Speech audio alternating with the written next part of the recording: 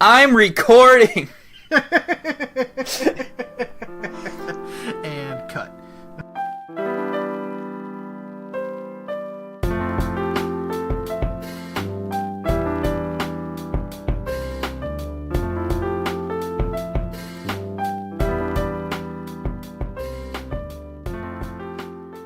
Hey everybody, welcome back to another episode of the Sound Good podcast. I'm your host Michael. And I'm Micah. And today we're going to be talking about the two albums Pilot from Hot Mulligan and Where Owls Know My Name by Rivers of Nihil. Both of these albums happen to come out in March of this year, actually within 5 days of each other. So we will start off the episode with the Hot Mulligan album Pilot that I recommended to Micah to listen to and to give his thoughts on. Pilot came out March 23rd, 2018 under No Sleep Records by the Lansing, Michigan-based pop-punk, emo, rock band known as Hot Mulligan. And I will just let Micah start off and take it away. Pulling out the pages that I wrote for you, hoping you don't think that I'm dependent, cause I know the truth might be too much. I'm not enough. I'm always disappointed in the things I write, even when I speak it seems the words will never come out. So, I think a good, just kind of descriptor of the type of, like, what kind of genre would you describe these guys as? I think on their Facebook page they have themselves down as emo / pop punk, which this album That's specifically, fair. In my opinion, is very pop punky. Okay. But they also do tend to have some more emo sounding music. So. Mm-hmm. And I think that maybe the subject matter is closer to emo, but it's presented in pop punk style on the album, maybe. Yeah. Like if you look into the lyrics, but so yeah, I think to maybe describe the kind of feel of the type of pop punk that this is that I was kind of freaking out texting you when I first started listening to this, because so I have this thing where if I hang out in a group of people, specifically maybe people I just don't know very well, I kind of just get very closed off and I wouldn't say depressed, but I just start kind of feeling a little down and I feel very inadequate. And so what I did after I got done hanging out with people, this was at 9 at night or something, I decided instead of going home afterwards, I decided to go on a walk and just listen to the album. And yeah, this album just really raises your mood. It feels really nice. It is a really upbeat sounding album, honestly. Yeah. I would challenge you to be in a kind of down mood or just any mood in general and just listen to this and not come out just at least feeling better to some extent, I guess. Yeah, definitely. So do you have any big major points on the album that you want to talk to that maybe gave you that feeling? I don't know. Yeah, I mean, if you have any highlights that you would like to call attention to, that'd be fine. But I think I mostly just had that the overall tone of it was super just uplifting, I guess, for me. And I don't think there's any single song that stands out.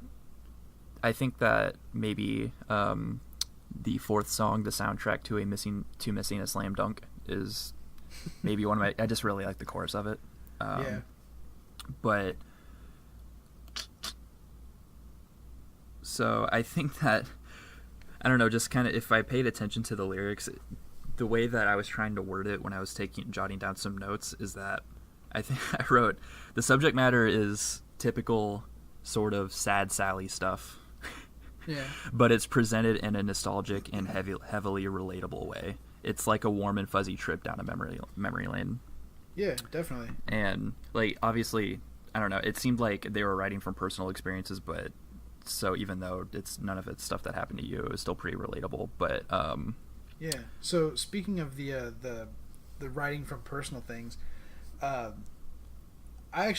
like the second song on the album, All You Wanted by Michelle Branch, which is just a very funny song title because it's All You Wanted by Michelle Branch by Hot Mulligan. These song titles are fantastic. Yeah, they are some of the greatest song titles, especially especially that one, the whispers. Thank you. That's a really good one. Yeah, I mean, I like the. I really liked the. I bring up "All You Wanted" by Michelle Branch because, I liked the lyrics in that song. I hope this song makes your playlist. Yeah. I thought that was really cool. Like, okay, this is supposed to be some really nice, kind of chill, nostalgic throwback almost. Those lyrics are the most pop punk shit I've ever heard in my life, honestly. Like the way the song peters off at the end with "I hope the song makes your playlist." Just the tone in his voice. It's like not whiny, but it just has that kind of feel to it that you're like, oh god, this is pop punkish. Yeah. So speaking of the tone of voice, man, I have never I haven't really been a Hot Mulligan fan for very long. Like I think I listened to their last album at one point. I can't remember if that was Fenton or Honest and Cunning, but I listened to their album before Pilot a long time ago, and I remember being really into them and digging it, and then it's like I forgot listening to this album what the vocalist sounded like. So just like getting back into it, and he's got a really good voice for this album. I think it fits very well on every track. It just that gritty, pop punky, kind of yelly, singy voice. Mm-hmm. I think he's got a really good voice for this kind of music, and I dig it a lot, especially on my personal favorite track, How Do You Know It's Not Armadillo Shells? I really, really like that song because of that little electronic drum beat it comes in with, and he's kind of like almost like rap singing really fast. Yes. Yeah. That song, every time that song comes on, I gotta stop for a second, just groove to that little boom, pa, boom, pa. I'm like, ooh, yeah. Every time it comes on, that song just gets me. All right, yeah, dope. This is what I needed. Yeah, I totally forgot that song stood out to me quite a bit, actually, because it literally is pop punk style vocals, but he is essentially kind of rapping, and it's it's sung really fast. He just enunciates everything really fast, and it sounds so cool. Like I have not heard another pop punk or emo song like that. Mm-hmm. That's just crazy. They don't do it very much. They do it at the back half of the final song. There was a semi fight on I-69 where it's also still song names. Yeah, song names. Just every time, just song names. There's a pretty good little jam session towards the end of that, and I always love when pop punk gets to just have a little jam because it's just always super fun. But I kind of had this little observation. What's up with emo and pop punk bands of this style? Why did they like doing little hammer-on and pull-off or tapping squiddly-doos as their guitar licks? Why? Because Tiny Moving Parts does it a lot too. Yeah, but it's just that kind of evolved off of the Midwestern emo, like the second wave emo movement back in the mid late 90s, early 2000s. And that's just a thing that happened with the advent of American football's self-titled LP and how twinkly their guitars sounded. Okay. So basically, if you hear any kind of twinkling guitars in any modern emo or pop punk or indie or whatever, you can almost 100% positively just trace that back to American football and not Braid maybe, but a lot of the early second wave emo bands. Okay. Not pioneered, but brought the twinkle sound in the guitars more to the forefront of the genre. Yeah. Because any time that they had a slight little break for instruments, the guitar basically always did that throughout the entire album, and it's not bad. It's just an interesting thing that I kind of picked up on. Oh yeah, no, I love twinkly guitars, man. Twinkly guitars are that is my shit. Because I don't know, the first band that I really when we were listening to Swell by Tiny Moving Parts when that was new, that was especially where I was like, oh boy, this is a thing. But yeah, I think overall, the whole album's a treat to listen to through and through, especially if you like pop punk. Yeah, and it's a really short album too. Mm-hmm. It's 11 tracks and only like 34 minutes, 32 minutes. Mm-hmm. So it's 32 minutes. 32 minutes long and 11 tracks. So it's like, and that's like every song. That means every song's got to be around 3 minutes or less. Yeah. But it doesn't, like, the album feels longer than it is. Yeah, and I think that all the songs flow together really well. Yeah, I think the songs do flow together really well. I got one complaint about this album, and it is how similar the songs sound to each other. Now, somebody who's had a little more time with the album, or who has had a little more time listening to Hot Mulligan, could probably go, oh man, I can tell every one of those songs apart. And it's, good for you. However, I don't remember a single like individual track, honestly. In the past like 4 months, what is it? Because it's June now. So yeah, the past 3 months I've been listening to this album. Mm-hmm. The songs all sound the same to me. Obviously, there's the standouts like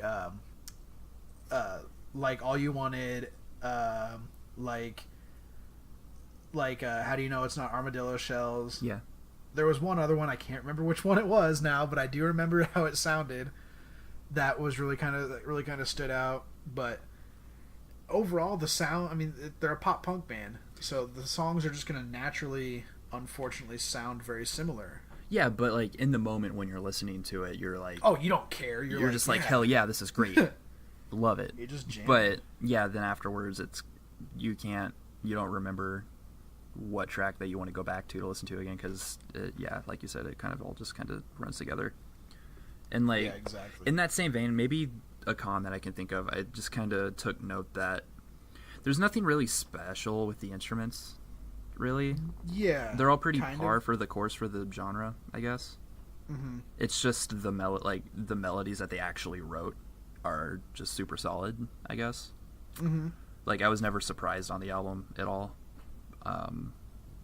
Maybe, actually, no, the only place, I guess it's not really in the instruments, I was really surprised with the vocal melodies on the How Do You Know It's Not Armadillo Shells thing. But other than that, yeah, no, I mean, the second that I heard the opening track, I was just like, yes, I want more of this, and then I got more of that, and it was great. Right. But in terms of like a full experience, maybe you could write that up as kind of a con, maybe, that it is all the same.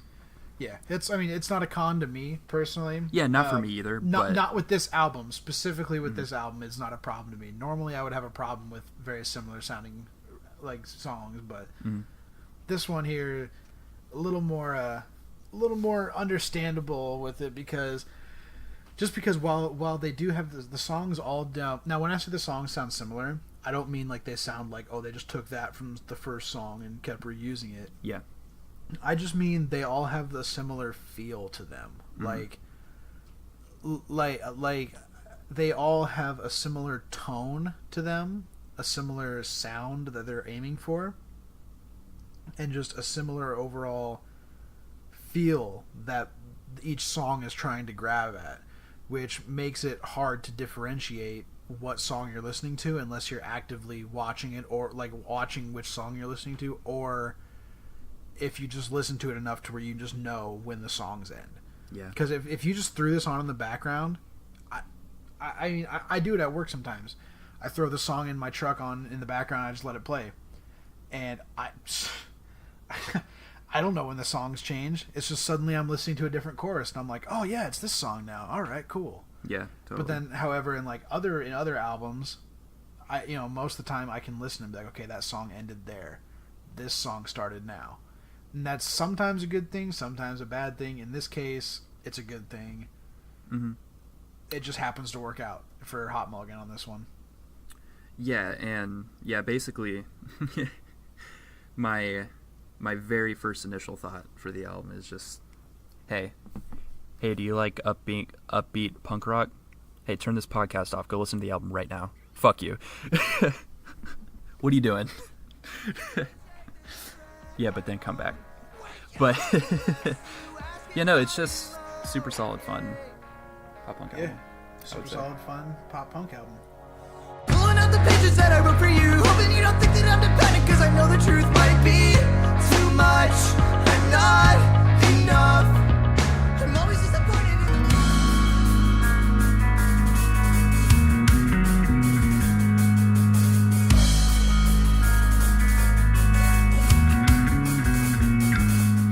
next up is the third album by Pennsylvania-based technical death metal band Rivers of Nihil. It is called Where Owls Know My Name, and Are they actually tech death? yeah, they're listed as tech death. Really?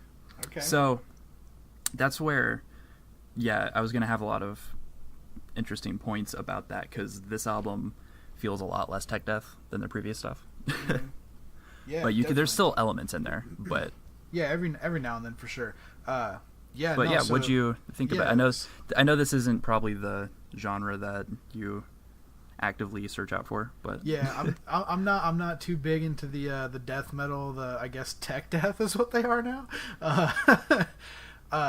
I'm not big into that genre anymore, but I mean I used to be, so I can still tolerate it, kind of. I can still give a good little measure of it and all that.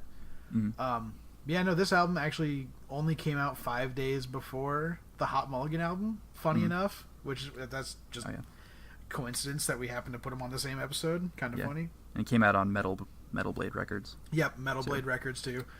Yep.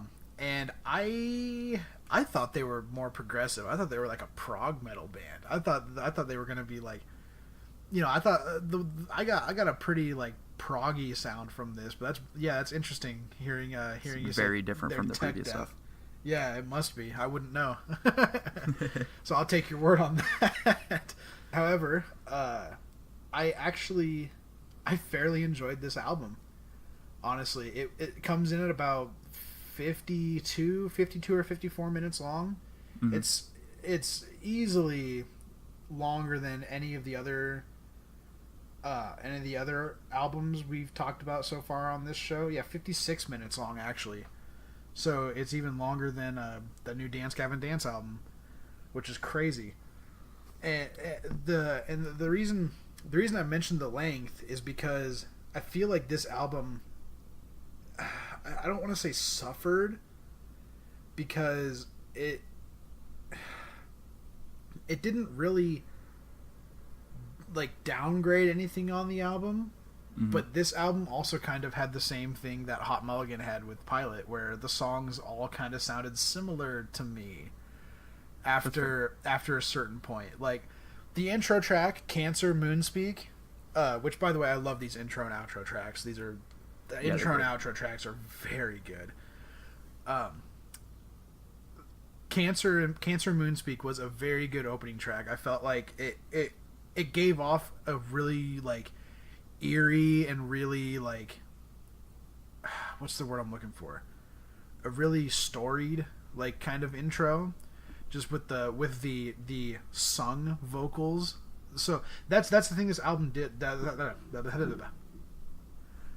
the thing this album does, is it like 180s you almost. It's because it starts you off with a sung song, like there's only singing in it, and then right away on track 2, The Silent Life, it's just non-stop bum bum bum bum, just in your face with this heavy chugging guitar riff that I was not expecting after hearing the first song. And the vocals are no longer sung. It turns into a really harsh mid scream. It kind of reminds me of Gojira's vocalist. And so immediately I was like, okay, I can dig this. This is pretty... like this... I think the only reason I got through this album was because it reminded me so much of Gojira.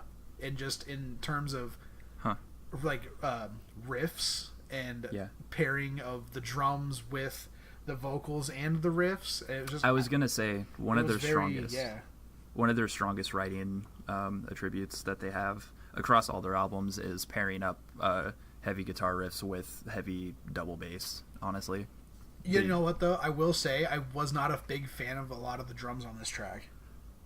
Of the track or the album? Track, not the track. Yeah, the entire album. Really? Dang. Yeah, I am not a big fan of the. And see, this is just me kind of. This is me putting my emo elitist nose in the air and going, oh. I am not a big fan of like overly produced drums, and the drumming on this album sounds too clean. Like that's just me. That's just a personal thing. I wasn't a huge fan of it, but again, it's one of those things where I didn't personally like it, but I didn't feel it brought the album's quality down. I know there's a couple songs like later. It might have been on the title track where Owls Know My Name, but there's some part where the double bass is just running, dude. It's going like just going so fast that it doesn't even sound like separate hits, but it sounds so clean that I can hear every hit, Mm-hmm. and it makes it sound fake. Like it kind of gives me it like that's. It just sounds overproduced. It sounds like they tried too hard to make it as perfect as possible. You're kind of getting a little Mangini syndrome out of it. A little bit, yeah. Like I like hearing the faults in music if it doesn't negatively affect the song or something. Yeah. So that was really my biggest complaints about the album were the similarity in sound of each song, and then also the overproduced drum tracks. But I mean, generally, I actually really enjoyed this album. I thought the vocal lines that were sung in The Silent Life, like when he drops and he says home at that one part, I thought that was a really good, that was a really good choice to just drop all the instrumentation down to that guitar and just him saying home. Yeah. And this guy, like, the vocalist has a very, very... He's got a super good, singing voice, man. This is the first album that he is cleanly sang. Oh, man, he is good. I was not expecting that. He's got a little butt rock influence in his vocals. I was about to say, I don't want to ruin this for you, but I kind of ruined it for myself. He sounds a little bit like... Don't say Ivan Moody. Ivan Moody. I knew it. Yep, because that's exactly who I was thinking of, too. There's a couple parts where he sings something... Especially the clean vocals. Yep, there's a couple parts when he sings something clean, and I go, that sounded like Ivan Moody. I could not listen to it thinking it was Ivan Moody. It just messed everything up for me. But, no, it's, the drumming thing's super interesting. I wonder if it is something to do with the producer that they got. Yeah, it might be. It's the same thing on the previous album. Yeah. And, for me, I'm fine with it because, the double bass just rips in some parts, and it's so... For me, it's just super cool. I don't really pay attention too much. And for the same thing for, current Dream Theater, I don't really notice that it sounds, overproduced. As long as it's not blatantly, electronic, I'm cool, you know? Yeah. Speaking of instrument things, interesting instrumental choices. The saxophone. Yeah. It's on here twice. It's on here 4 times. 4 times? Yep, tracks 2, 5, 9, and 10. Okay. According to the credits I'm looking at. Okay.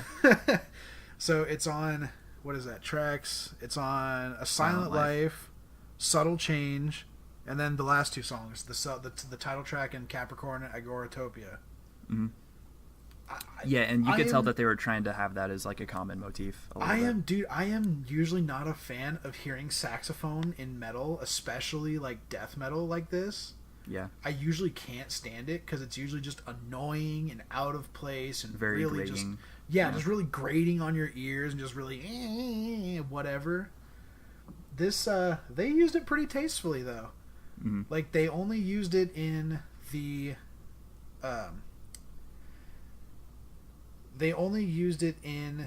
the second song. I like how they used it tastefully in the second song as the little solo section. Yeah. I didn't like how it appeared later in the song.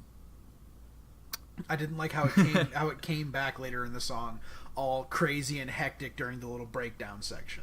I'm sure there was a thematic purpose for that though. Yeah, definitely. Otherwise they wouldn't have done it. It was supposed to be chaotic, but that's the kind of saxophone that you imagine in death metal that you're I don't like that very much. Yeah, when I think of saxophone in death metal, I instantly go to Cephalic Carnage, and I just do not want that. Even another good example is on the side project of 2 of the guitarists in Periphery called Haunted Shores, which is basically purely instrumental, tech death, but it's their version of it. There's a song called Blast Incorporated, I want to say, and there's a lot of saxophone on it, and I don't necessarily like it that much. Yeah, some bands get too over with it, mm-hmm. but I like this album a lot because the songs are long too. I love long songs. So yeah, I want to say that maybe the previous album called Monarchy, yeah, it looks like they were typically about 4 to 5 minutes. The last two songs were 6.5 and 7.5, but they kind of stuck to a more typical death or tech death formula for the previous album. So it was very jarring to hear the first single, "The Silent Life," for this, and 6.5 minutes long with a saxophone solo, and you're like, what? Excuse me? Yeah, that's the thing, man. This is a 10-track album, counting like the minute and 45 opening track. This is a 10-track album, and 6 of the tracks are 5 minutes or longer. Yeah. Like, that's absolutely insane, and I love it. Especially for, I think, kind of for tech death, too. Oh, yeah, definitely. And so... and the thing is, it's not like 6 minutes of the same thing. It's not, 8 minutes of the same thing. So, like, for example, in track 5, "Subtle Change," that's my favorite track. Yeah, it's probably my favorite track too, honestly. It's the most proggy. It's either that one or "Silent Life" is my favorite track. But yeah, "Subtle Change," and then the whole title being "Subtle Change," including the force of transition and dissatisfaction of dance. I'm glad they included that. Yeah, it's I was really worried necessary. they wouldn't give credit to the forest of transition and me the dissatisfaction neither. dance. Me Like, neither. come on, why wouldn't you? I was so worried about that. Anyway, that's an 8.5 minute long song. It's the only song on the album that breaks 8 minutes. And I don't feel like I not noticed the length boring. at all. It's not boring. There's not one part of it that's boring. The first like 2.5 minutes of it are like really chill and really relaxing and ambient, and then it comes out of nowhere just hitting you with these open strummed chords over double bass just going insane, and you're like, oh, this is a transition. Yeah, it starts out with normal acoustic guitar and maybe or just like very clean guitar, just normal chord strumming. Yeah. And yeah, but then it gets into it. But then like the part that immediately I was like, this is my favorite song, is it starts hitting like some kind of 70s prog style like sounding synth keyboard solos, and you're like, oh, and then it hits like this really rocky guitar solo tone. It was so different. And but then like towards the end, is it this one where it starts getting like a very bouncy kind of, I think this is the one that gets there's like a bass solo, and then it goes into a very bouncy guitar riff for almost the rest of the song, I want to say. I can't remember. The only thing that I remember, like specifically remember about the end of the song, is how abruptly it ends and how I don't like that. I don't like it either. I don't like how abruptly, because it goes like, because it like ends on some acoustic guitar riff, and like the guitar riff, it kind of just goes ba ba ba. It does the chords that were it arpeggiates the chords that were played at the beginning of the song. Yeah. It kind of loops back around to itself, and it arpeggiates the chords on the acoustic that it played at the beginning of the song, and right as it's about to hit the last one, it just cuts straight into this next song, into Terrestria 3. Like, it just goes ba ba ba ba ba ba ba ba, and it's like, no, why did you do that? And I was incorrect. This is not the song that has the very bouncy kind of proggy guitar riff I was thinking of, but I really love how so it goes from that 70s like kind of style keyboard solo into a really cool rock kind of just inspired solo instead of death metal, but then it gets really fucking heavy on the death metal side before going into a saxophone solo, and it's just like just that combination in that order is really interesting and cool. I was gonna say, like, if you don't like the drums that much, but if you like their song structure and their build up, the previous album Monarchy, it has probably one of my favorite death metal intros almost ever. Airless is the first track on that album, and it's like it's distorted guitar, but it's this very just dark and sinister kind of thing, I guess. But then it like the next song goes into this escalating speed of double bass that's just so satisfying. But so I think that's where I could say a con is I've noticed that their song structure is that they like to do this thing where there's like a steady double bass, and then at the end of the phrase it speeds up a little bit, and then at the end of that phrase it speeds up like a fuck ton. And like they just keep doing that. I noticed that a lot too on this album. Or there's sometimes like Hollow does it like Hollow is kind of built around that idea. It feels like, but I love it. It's not bad. But then another thing I've always noticed is that whenever there's a break, whenever they come back into it, the singer just like does a very long, like kind of drawn out yell. I guess. And it's not. I don't know. I just wish there was maybe a little more variance, variety. maybe. Yeah. But I think they make up for it because this album's so proggy, I guess. I think they knew that because the previous album is all of those things through and through. And I think that they knew that. For an hour. So that's why they... But it's interesting because I watched a documentary for the making of this album, and apparently the previous album that was a little more monotonous with those things that I listed out there, apparently that album wrote itself, and then this one they apparently struggled with writer's block for a really long time. Which is weird and interesting, because I normally when you hear about them having writer's block or something, you notice that some of the songs maybe feel a little forced or something. But no, I think they did fine. We'll see. Maybe that could attribute to the inconsistency in release schedule too. Yeah, that too. Maybe they just put a lot of effort into it or something. Because it's been what 3 years since Monarchy? About. Yeah. So I mean, 3 years. Shit, man. But so. Yeah, I don't know, like that abrupt end and subtle change. I wanted to talk about that because that was such a bummer for me, because I was really excited to hear Terrestria 3, because it is the third Terrestria instrumental. And it was just a bummer because it was like, I just hate that you come off of an abrupt end like that doesn't feel that good into a continuation of a saga. That honestly, the first time I heard that transition, I thought it was the same song still. What did you think of Terrestria 3, though? Okay. I didn't know Terrestria 3. I didn't know where it started until I actually started looking into it. Because, like I said, the transition was so sudden from between Subtle Change into Terrestria. I thought it was the same song. I didn't think Terrestria started until it starts coming in with the heavy... Until it starts coming in with the heavy guitars. Were there... Yeah. It comes in about 2.5 minutes into the 3.5 minute long song. I just couldn't remember if they were actually getting really heavy and like chord strummy. It gets really into that, and like I thought the entire quiet part was like the outro to Subtle Change. Honestly, it should have been. They should have faded it into each other instead of abruptly stopping. I just realized the song is called Subtle Change. Hey, guess what the ending isn't. It's not but it is a dissatisfaction dance. Oh my god, and it is from the Forest of Trent. Dude, oh my god. We just broke open this lore. Damn. And there is lore that I guess I could mention, but whatever.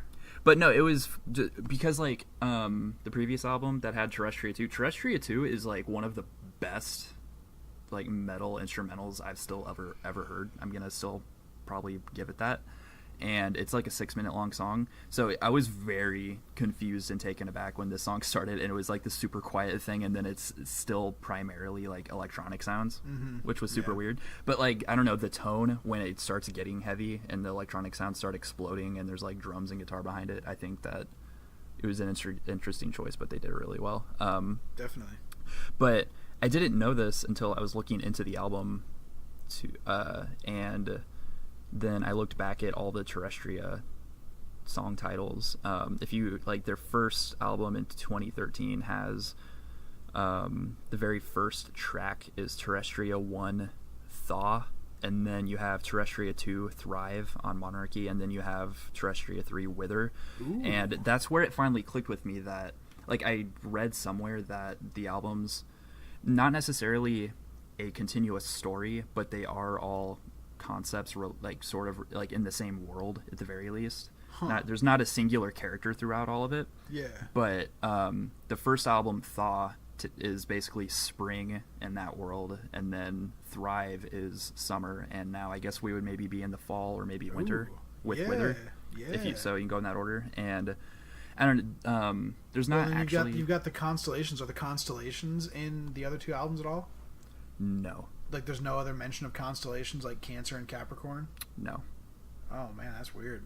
So I think that's more unique or specific to this album. Yeah. Well, I was thinking maybe the Cancer and Capricorn things had something to do with the the concept, but I don't know.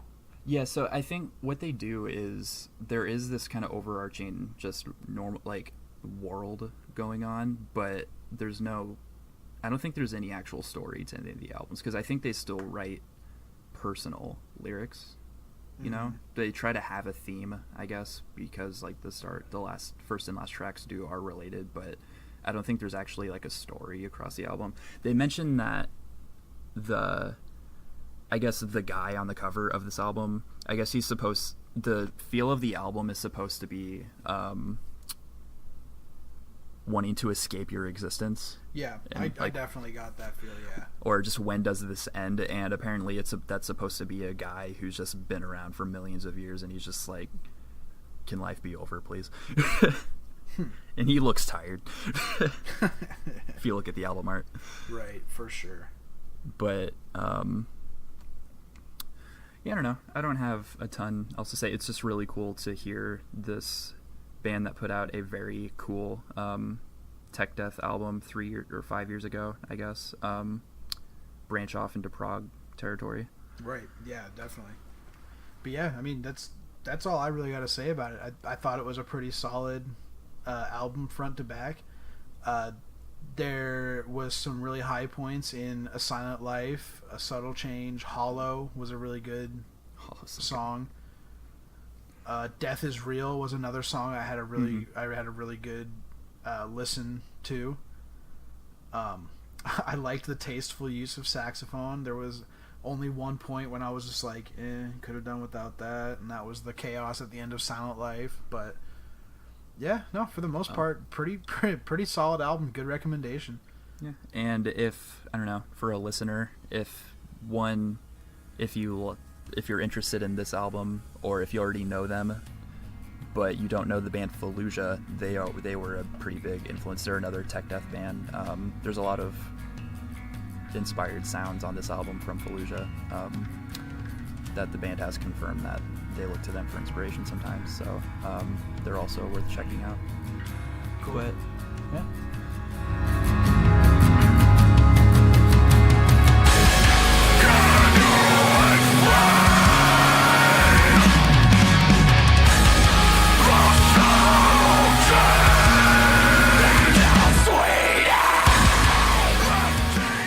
That does it for episode 3 of the Sound Good podcast.